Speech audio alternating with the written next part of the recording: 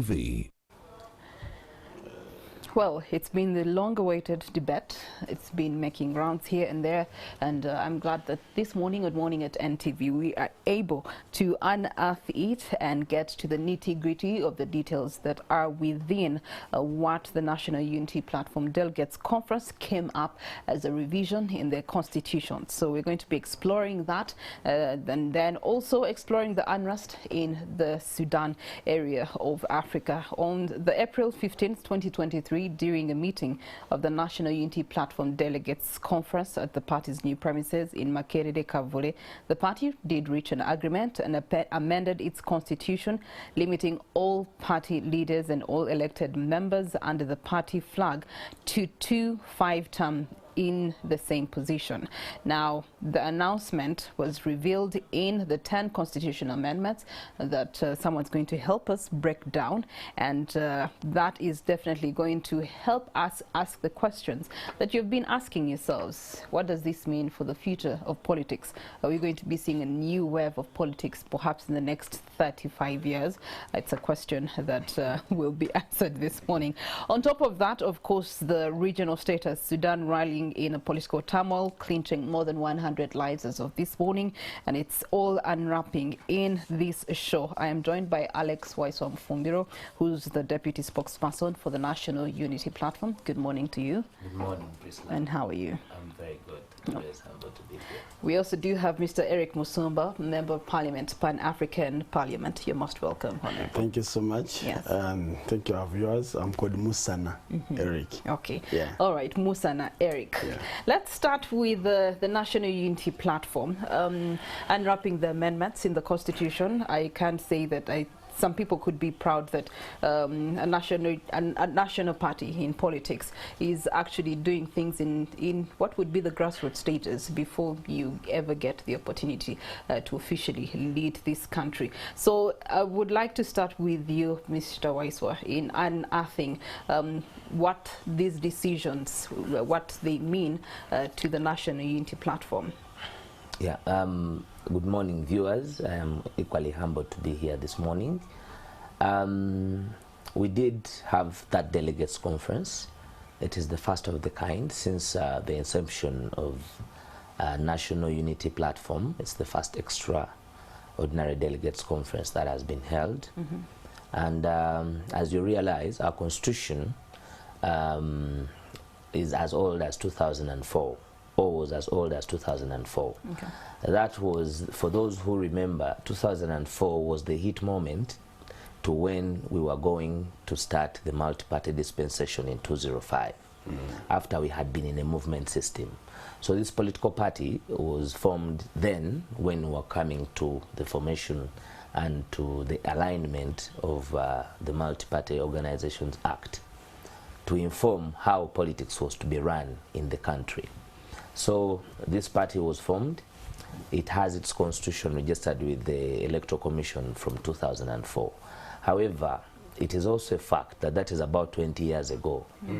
The dynamics of politics, the growth of interest by political players definitely led to the birth of the National Unity Platform. You all know that the National Unity Platform was unveiled by our leadership 2 months to the general election. And we did find, in law we call it a lacuna, in our own constitution that we had taken over. However, there are processes under which you must undergo to have a review of your own constitution, even if it is existent. Therefore, after all that process, the wisdom of our leader, the President, His Excellency Robert Kyagulanyi Ssentamu, appointed a committee, a select legal committee, to enhance the interests of seeing that we have an overhauled constitution and reviewed. And that has been on for about 6 months ago. And that committee was led by the able Honorable Medad Segona. It had a number of persons. The Secretary General was the secretary to the committee. Benjamin Gatana was a member of the committee, and therefore it ensued to a consultative process of how best we would have an all-inclusive constitution that would take interest of all parties involved in the political dynamics of this country, subscribing to our own political party. And that is what we came up with. So with the review and the consultation that took place, we were alive to a formal draft. First, the draft was discussed by members of the party.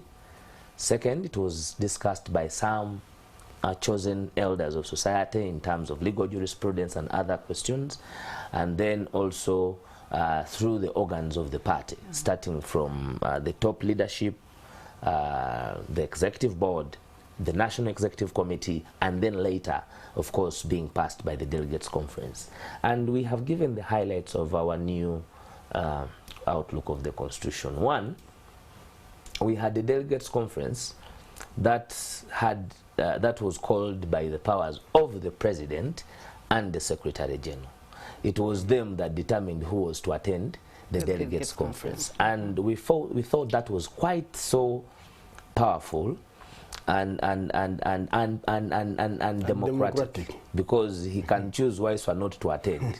So that speaks into the first clause. Yes, the Constitution eliminates the President and Secretary General's nominees to a Delegates Conference, expands the composition of the Delegates Conference from the current 150 members to more than 500 members, depending on the number of elected leaders in the party, has at the level of MP, Mayor, local government, district chairperson, and all nationality platform district chairpersons, district secretaries for women affairs, and now members of the Delegates Conference. Also, the diaspora is represented with the Leadership Council. Now, you've known that then the President would appoint. He would wake up and say, okay, since Naloga is a member, you're also, depending on his personal interest. So with the wisdom of the committee and all of us, we said, no, this is a people's party. We are anchored on people power. There's no way it can be vested in two people. So we opened it up and structured how our delegates qualify to be part to the Delegates Conference, coming from the structure of the villages that we also established in the new environment. Okay. So we will have more than 500 people, but this depends on the election of leaders. For example, we have about 380 constituencies. So it means, but today NUP has 57 members of parliament. So 57 members of parliament automatically qualify to be members of the Delegates Conference. Now that cuts the number to 500. That is why the cap started from there. However, if we have 350 members of parliament at the constituency level, then it means definitely there will be more than 500. They can go to 800. So that is looking at the dynamics of the Supreme Constitution on how it establishes the elective posts of the country at the time. So our Constitution is dynamic to the fact that governance is determined by the Supreme Constitution. That is why our Delegates Conference is at bay from 500 upwards, because all elected leaders get an automatic entry to the Delegates Conference. Mr. Msana, in interrogation of that amendment, you know, just reducing the powers of the top leadership and having an inclusive... Not even reducing, taking away the entire powers of it, because he does not even have power to nominate even a person to the Delegates Conference. What does that speak into creating a new wave of politics, good politics? Thank you so much. I see this as a very big challenge coming to party democracy, and the selection of how NUP has been operating, like getting even flag bearers, it has been a unique format, and all the debate, all the decisions done in the Delegates Conference, I see this as a big test in understanding how do we see intra-party democracy. It's not only for NUP, even to other parties, even across the political board. We are looking at participation. For me, I'm looking at how do we see party members participate and getting involved, the level of participation. And politics is about level of participation, and later on we shall see the credibility, we shall see the form of getting all those leaders. And for NUP, there are several questions, like on the term system.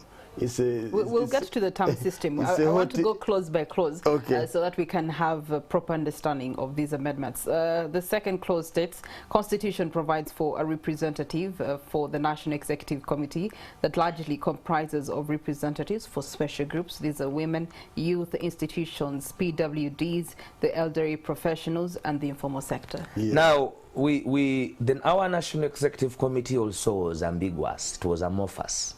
Just like you see the Delegates Conference. It was more about empowering the President and the Secretary General. Now, in our Constitution, we have established structures. We shall find it in an amendment there, as you read.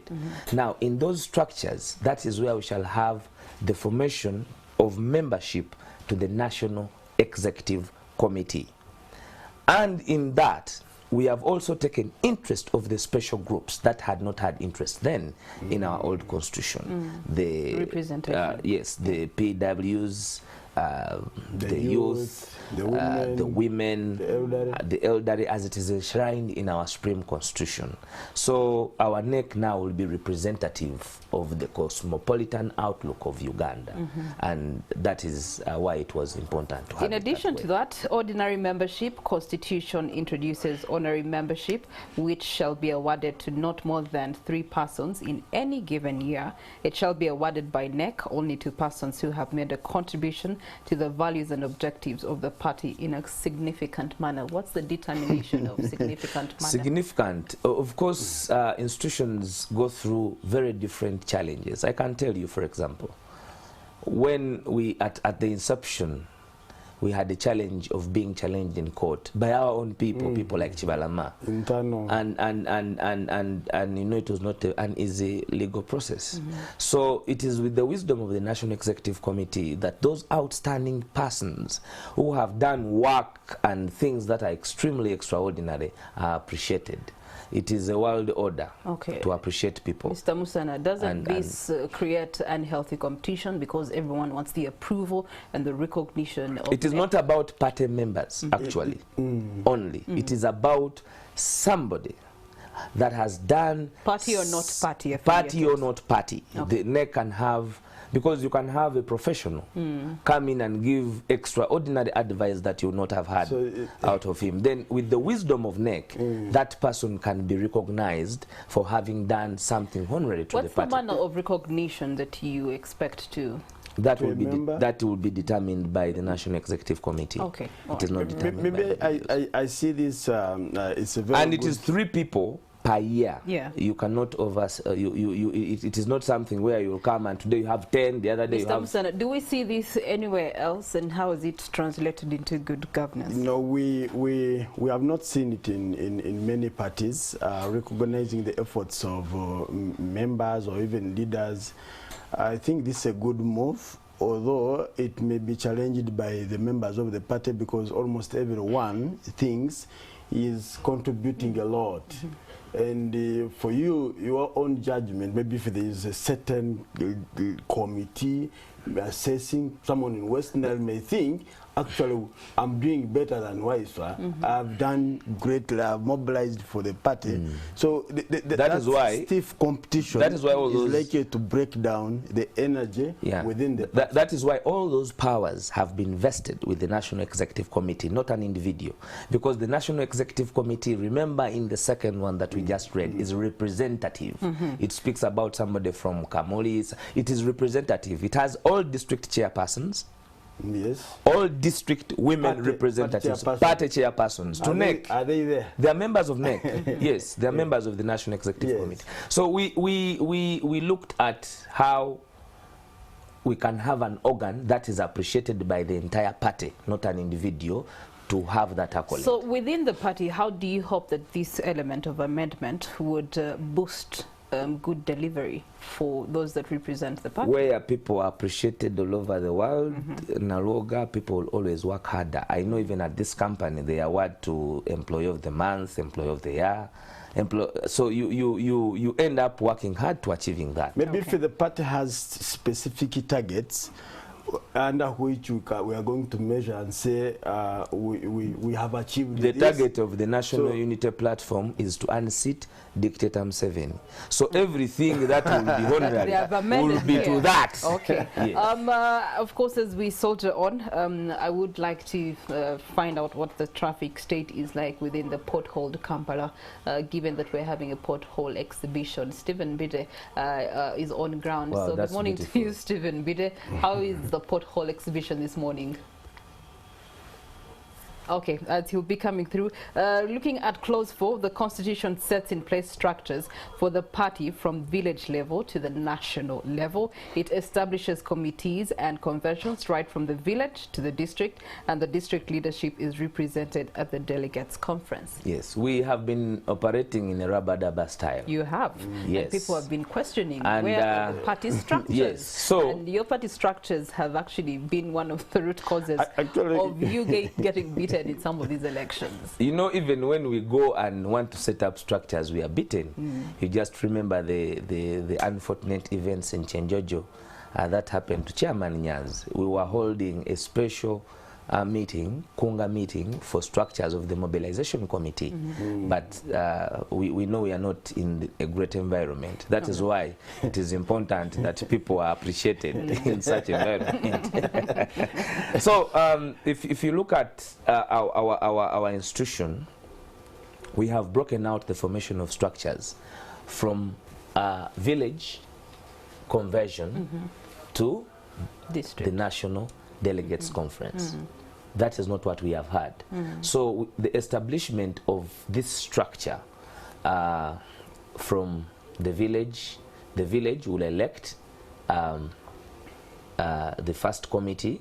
They will sit as a village. All the members of the party elect the first committee is elected by the entire village. The convention, leadership. Yes. Then they will elect the first leadership. That goes to the level of a parish. Then they will proceed as they ride up with their structures, but the structures are repetitive. If you have 15 members, we're looking at 15 members on each committee. From down, the head of elderly, the head of mobilization, the head of communication, because we have established 10 departments in our political party that we have termed as the executive board, that are appointed by the president, approved by the National Executive Committee to run the day-to-day work. For example, here I would qualify to be a member of the board, the executive board, by the definition of my position, because there we have a department called Communications Department. Now that department is the one going to do the running of the party activities. Now the structures that are being built from the village to the delegates conference will resonate to a population of 2.5 million people of structure. So we'll have a structure of 2.5 million people from the village to the delegates conference. And that will help us, of course, in the mobilization and understanding of the dynamics of the politics of the country. Across the whole country. We're going to come back to interrogate that one. Back to studio as we continue to analyze the 10 amendments that are in the National Unity Platform Constitution.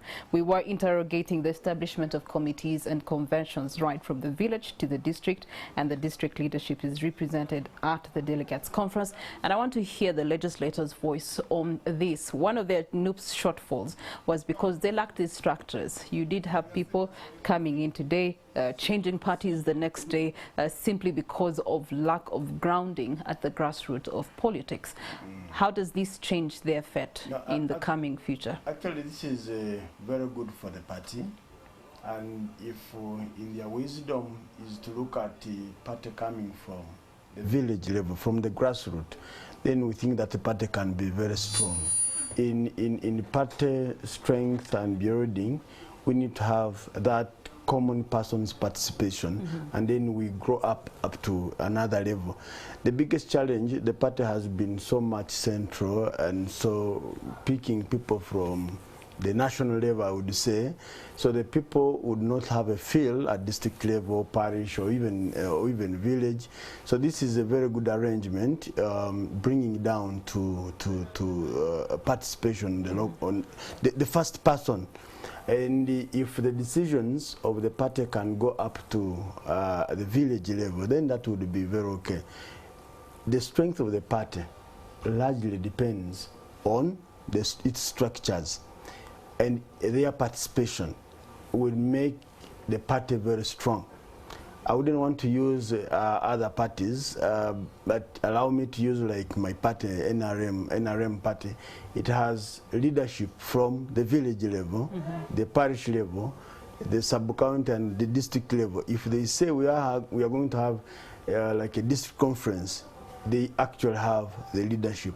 So NUP has been having a very big challenge of not having leadership within the other lower local governments or lower levels, but the leadership has been concentrated at the national level. Even the decisions being done at the national level. So the involvement of everyone who wishes to join the party, especially at the grassroots level, is a very good move, and good in politics, good in democracy, and in party building.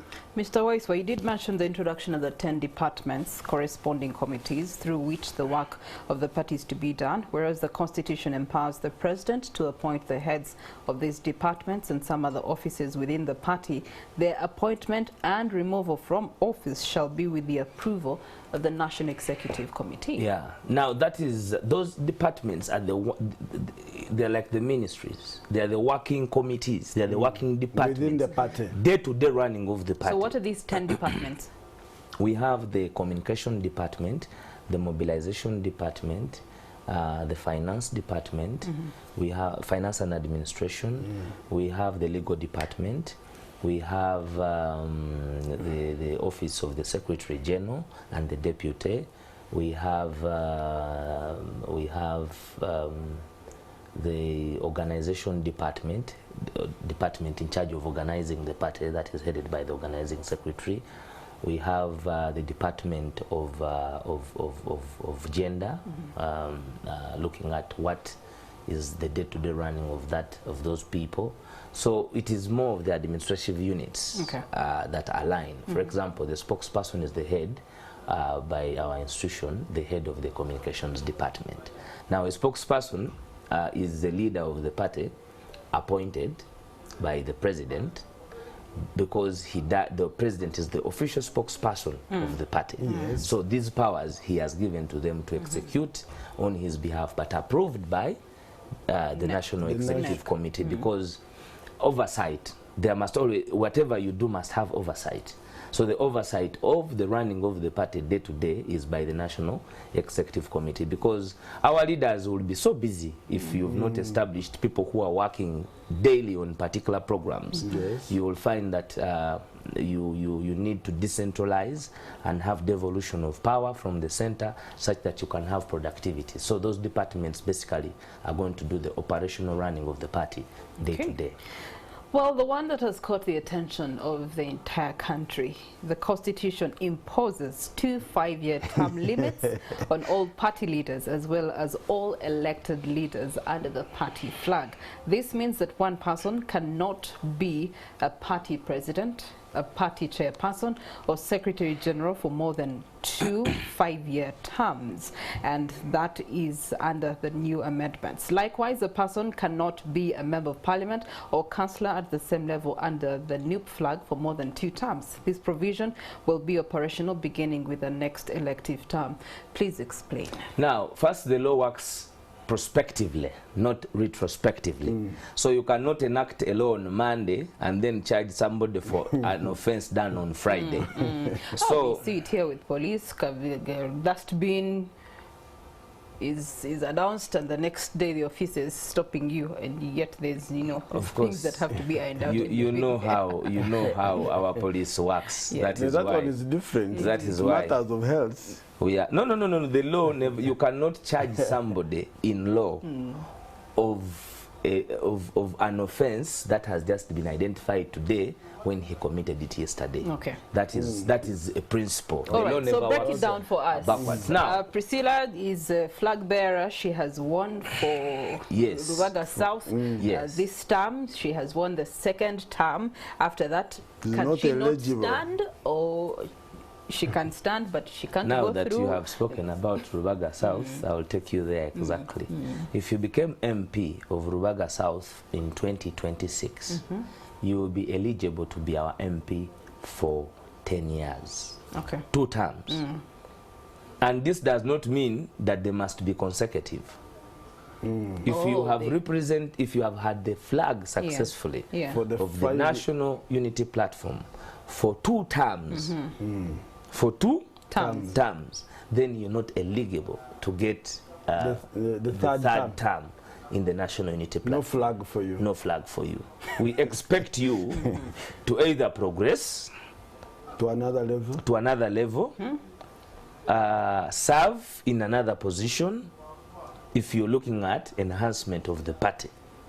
Because we have discovered that the greatest challenges of our country, as Genome 7 said it way back, is leaders who overstay in power. And there has been a notion that, you see, leaders who overstay in power, it is about the presidency who weighs a lot of influence both on the constitution, power and resource. But we said no. We are alive to the fact that there are changes and interests of people in the political and governance issues of Uganda. And the National Unity Platform, we are a platform that invites everybody to be equal like the other. So you cannot suffocate the leaders of tomorrow by creating longevity of your existence in your own institution. That was the mind when we were forming that article. And it is not only on elective leaders. Even us, the leaders in the party. With party leadership. Even with party leadership. The president now, Kyagulanyi Robert, sent His Excellency. However much we love him, yes, he will not be president of the National Unity Platform after 20. When are you having elections? Up to within the party? Within the party, the Delegates Conference this is applicable every 5 years. Starting the next elective term. Yeah, because first of all, that will be our first election. Yes.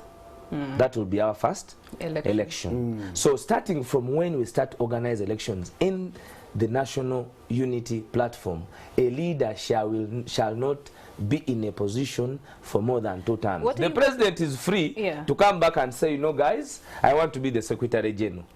He's free, but not to be the president. He's free to just He's free to say, of course, by him being president, he goes to the advisory committee, advisory council that has been established, that will also have members from the president, former leader of opposition or leader of government business, depending at the time where you are. Because if you do not impose term limits, you stagnate growth. There's been a debate in that that while that may seem good, you might be creating turmoil in the sense that if people run out of their 2 terms, they will run as independents, and perhaps if they did have the power of the people, they will win those constituencies and places of elective representation, so which will be challenging to the party. And that has been the disease eating Uganda, individualism. NUP is building an institution. We are young people out there building an institution. Let me ask that we believe must live beyond us. Where did you benchmark this particular amendment? I can tell you that in Kenya, leaders have term limits.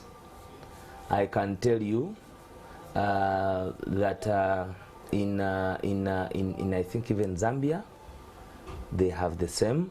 But even if we do not have where it is coming from, it works. It's expected leaders to work. coming we, and we are yet to see how it works. Leaders yeah. coming and going works. We are yet to see how it works in the context of Uganda, but let's turn to and it will work because for your party. As I conclude, first, wait, I just need him to respond to that. You've not had the privilege of having these 2 terms, even when people have called on to it, right from the flag bearer of the party down to the different structures that are within your party. The appreciation of term limits has gone so far to the extent that Mujikuteko. Yes. Meaning that individualism is very crucial to your party sustainability. Yes, I strongly believe that we need to give space to everyone to participate in activities of the party.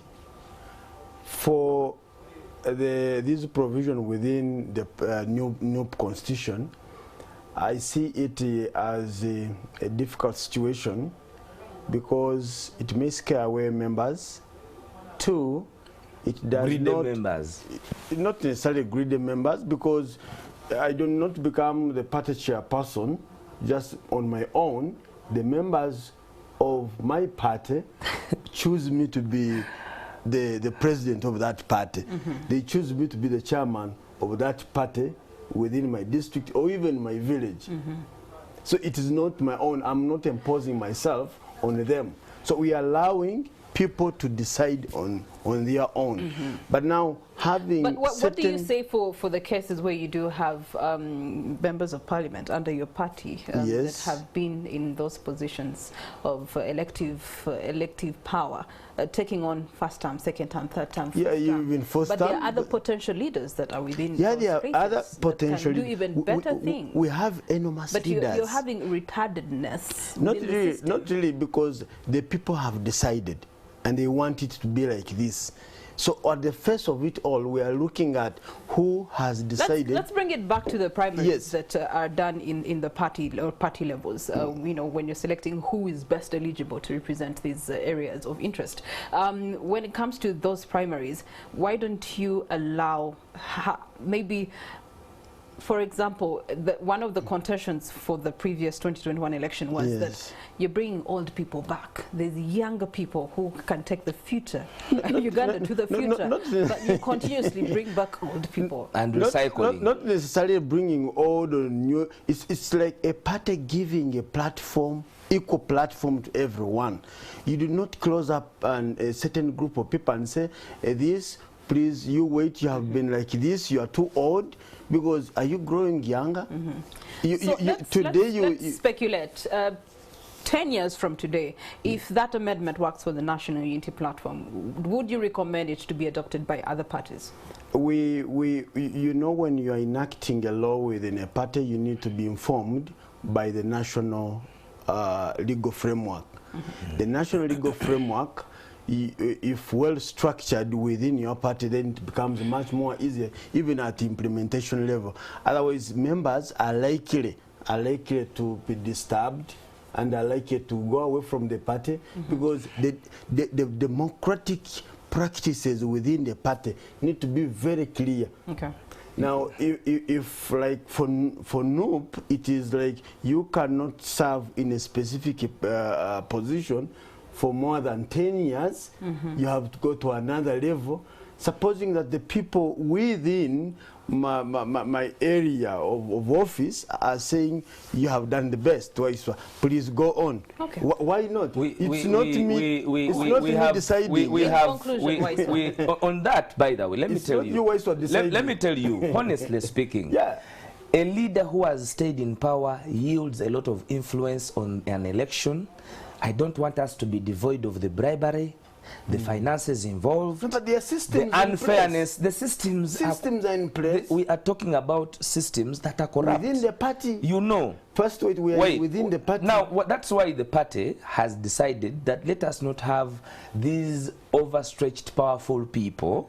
And then we are looking at what we call transitional justice. Yes. Transitional justice must be organized and documented, my brother. The challenges you're facing all over the world is because overstay in power defeats the notion of transitional justice. Because once somebody has been somewhere for a long time. Let's look at now Genome 7, who has been here for 37 years. He has ended up now recycling. Speaking to you this morning, I am equally engaged that there are people like you, but you have now a minister like Jim Mwezi, who served over 10 years, was censored by that very parliament, has been recycled back. Now, for us, our constitution, even when he was not centered, the president cannot bring that person back in that portfolio, because we believe, you know, this all started when Genome 7 said that he was leading a country with people without vision. Okay. Now, we are saying that vision in the NUP that is enormous. Let me tell you quickly, just elections of the guild presidents in the last 5 years, all of them have been National Unity Platform. Now, tell me, if we curtail those people in enjoying the dividends of their own political party they have founded, for clarity, there are several areas. Well, for clarity on this debate, they say that a person can still be the presidential flag bearer of the party even if he or she is no longer the president of the party. Likewise, term limits do not apply to a person who stands for elections at any level and is not declared winner, but they apply whenever a person wins an election. But all of these 10 amendments come down in accordance with the Political Parties and Organizations Act 2005, amended constitution, and these will be forwarded to the regulator of political parties, and once gazetted will start operations. So that's where we are right now.